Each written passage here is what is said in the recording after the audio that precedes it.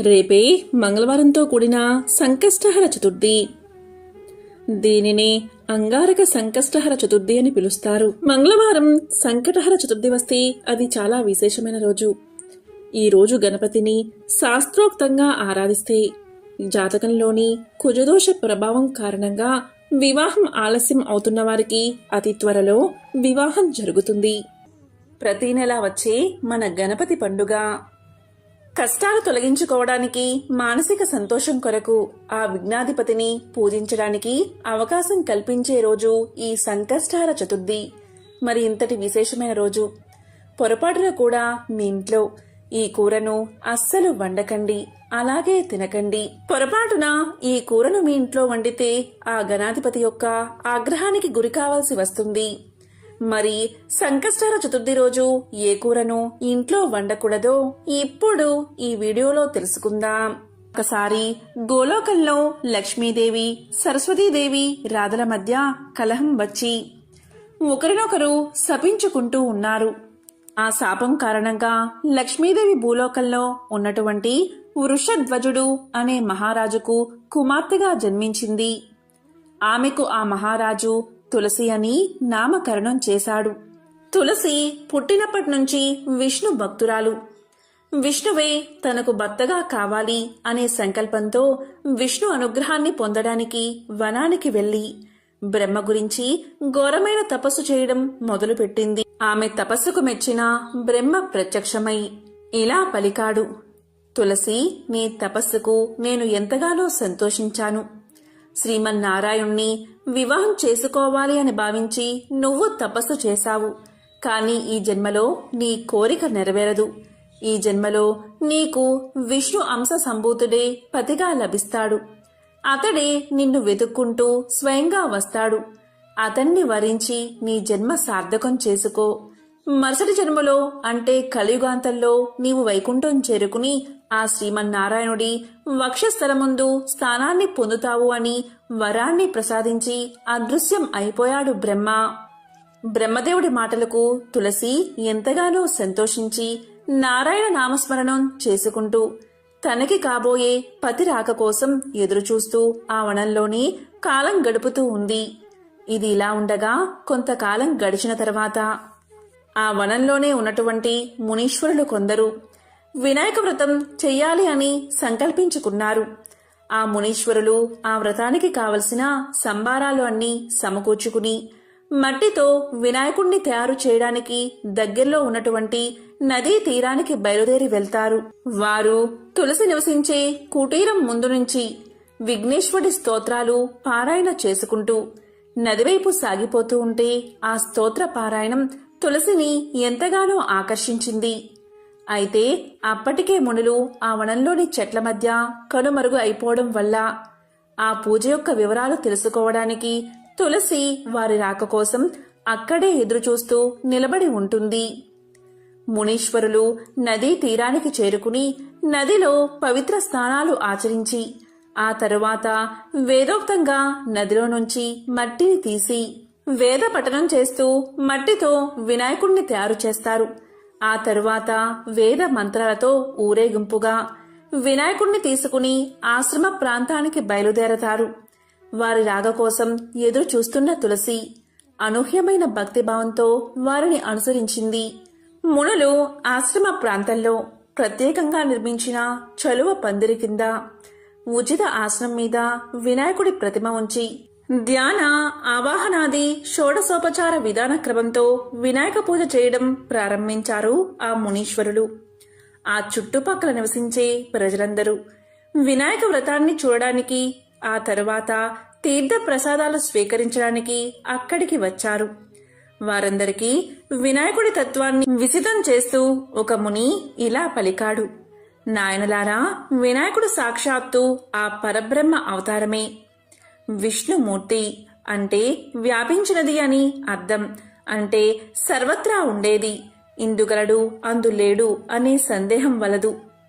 ఆ శంఖచక్ర గదాధారుడు అన్నిటా ఉంటాడు. ఆ విష్ణువే పృథ్వీ రూపాన్ని దాల్చాడు. ఆ ప్రకృతితోనే పురుషుడైన పరమేశ్వర తత్వం చేరడం చేత పరబ్రహ్మ ఈ విఘ్నేశ్వరుడి రూపంగా అవతరించాడు. కనుక విష్ణువు ఇతడే, శివుడు కూడా ఇతడే, శివకేశవులకు మూలమైన ఆ పరబ్రహ్మం కూడా ఇతడే అని వివరించి చెప్పాడు. ఆ మాటలు విన్నటువంటి తులసీదేవి మదిలో బలంగా ఒక విషయం నాటుకుపోయింది. విష్ణువే విఘ్నేశ్వరుడు అని భావించింది. బ్రహ్మ వరాన్ని అనుసరించి ఈ జన్మలో విష్ణు సంభూతుడు తన్ను వెతుక్కుంటూ వచ్చి వివాహం చేసుకోవాలి. విఘ్నేశ్వరుడు విష్ణు అంశ సంభూతుడు తన్ను వివాహం చేసుకోవడానికి ఇలా వెతుక్కుంటూ వచ్చాడు అని అనుకుంది. అలా భావించి తులసి తానున్న స్థలం, సమయం, సందర్భాన్ని మర్చిపోయి మోహావేశంతో పరిగెత్తుకుంటూ వెళ్లి విగ్రహ రూపంలో ఉన్నటువంటి విఘ్నేశ్వరుణ్ణి సమీపించి ఇలా పలికింది. స్వామి, జన్మజన్మలకు నీవే నా పతివి, నేనే నీ అర్ధాంగిని. నన్ను అనుగ్రహించు, నన్ను వరించు, ఇదిగో నా వరమాల అంటూ వినాయకుడి మెడలో వరమాల వెయ్యబోయింది. మరుక్షణంలోనే వినాయకుడి అభయహస్తం నిజరూపాన్ని దాల్చి మాల వెయ్యబోయిన తులసిని చెయ్యి పట్టి ఆపి వారిస్తూ ఇలా అంటుంది. ఆగు తులసి, ఆగు. మోహావేశంతో తొందరపడకు, నేను నీ పతిని కాను అని వారించాడు. అక్కడ ఉన్నటువంటి మునులు, భక్తులు విఘ్నేశ్వరుడి విగ్రహంలోంచి వినాయకుడి చెయ్యి మాత్రమే బయటకు వచ్చి స్వామివారి మాటలు వినిపించడంతో అందరూ ఆశ్చర్యపోయి అలాగే చూస్తూ ఉండిపోయారు. కాని తులసి మాత్రం తన పారవస్యంలోంచి బయటపడలేదు. విఘ్నేశ్వరుడి విగ్రహంలో విష్ణువే ఆమె కళ్లకు దర్శనమిస్తున్నాడు.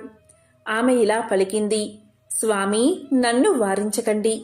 జన్మజన్మల పుణ్యఫలం చేత మీకు అర్ధాంగినయ్యే భాగ్యం నాకు కలిగింది. ఈ అదృష్టాన్ని నాకు దూరం చేయకండి. ఈ జన్మకే కాదు, మరే జన్మలో అయినా సరే మీరే నా పతి అంటూ తులసి భావావేశంతో వినాయకుడి మెడలో మాల వేసింది.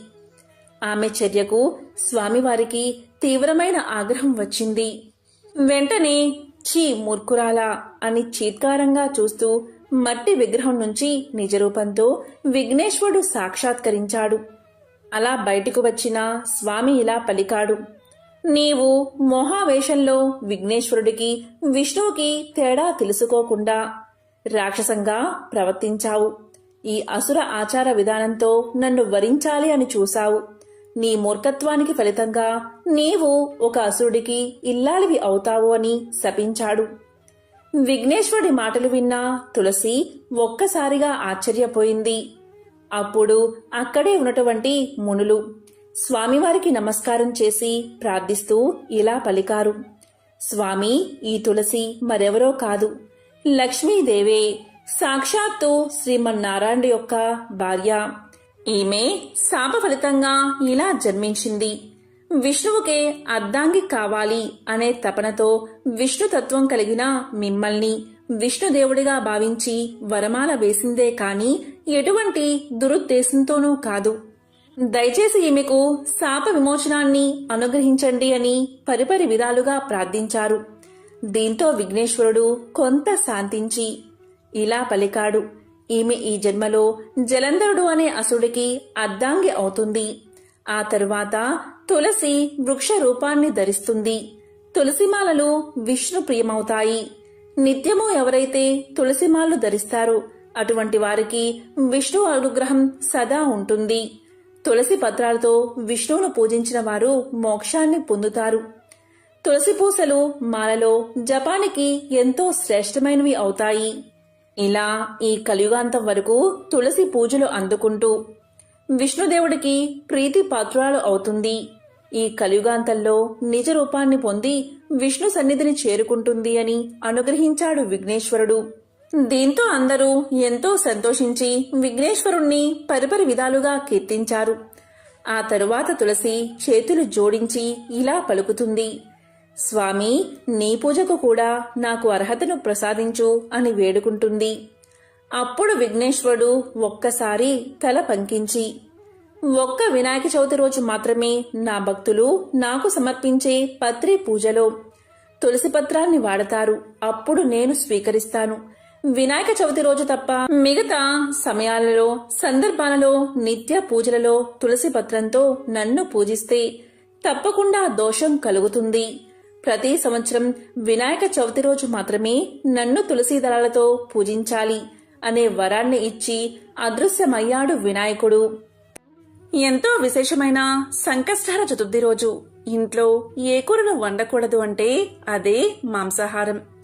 పొరపాటున ఈరోజు ఇంట్లో మాంసాహారాన్ని అస్సలు వండకండి, అలాగే తినకండి. సాత్విక ఆహారాన్ని మాత్రమే తీసుకోండి. ఇలా చేయడం వల్ల సకల దరిద్రాలు తొలగి సకల శుభాలు కలుగుతాయి. వినాయకుడి యొక్క సంపూర్ణ అనుగ్రహం మీకు కలుగుతుంది. ఓం గం గణాధిపతయే నమః. ఓం నమః శివాయ.